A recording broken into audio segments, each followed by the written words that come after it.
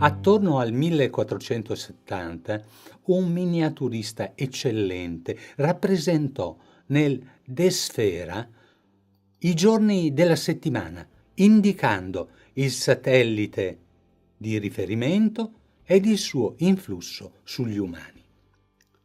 Lunedì è giorno di contrasto, di volubilità, che la femmina può ben rappresentare. Un corno che chiama alla caccia, oggi al lavoro. La volontà è instancabile per lasciare il giaciglio caldo e far girare la ruota settimanale. I venti soffiano contrari, e contrari sono i marinai dei navigli che hanno perso scotte e pazienza. Martedì si è in piena lotta. Marte sorveglia Ariete e Scorpione, segni tra loro complementari.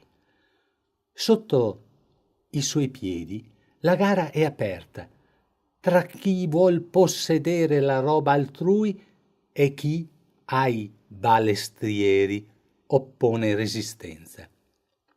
Chi vincerà scriverà la storia e sua sarà ragione e gloria. Mercurio, il messaggero ambiguo, può osservar sorprese.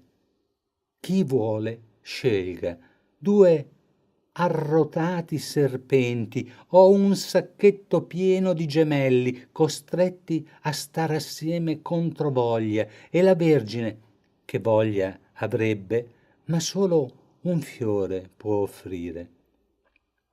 Nell'insula sorprendente è l'ansa del fiume, dallo scorrere lento, il fieno raccolto a mucchio. Le ombre lunghe del sole basso induce a riposare per gustare il pasto. Sarà pane e vino, quel che basta al contadino. Giove ha fretta, ormai è giovedì. Storioni sguazzano e al Sagittario i pesci piacciono. Ad altri la frutta, il grano, sarà l'asino a portarlo. Spetta al gentiluomo il tartufo profumato. Venere, se la settimana è corta, s'addobba a festa.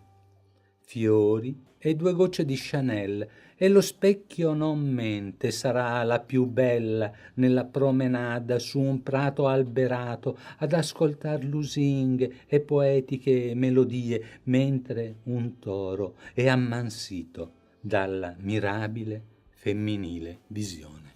Saturno, il malinconico, ferito ed azzoppato, non sa da chi difendersi. Lavora, studia, si incaponisce come un capricorno, e non basta la gentilezza dell'acquario a lenirne le ferite. Gli piacerebbe giocare a scacchi o a dadi, ma prima o poi qualcuno imbroglierà, e a pagar lo scotto non sempre è il manigoldo. Domenica finalmente, il giorno del solleone, se non piove, ed ognuno si diverta come vuole e può. Lotta con o senza arma, salto con l'asta, saltimbanchi e lanciatori, gran festa, solo dopo messa.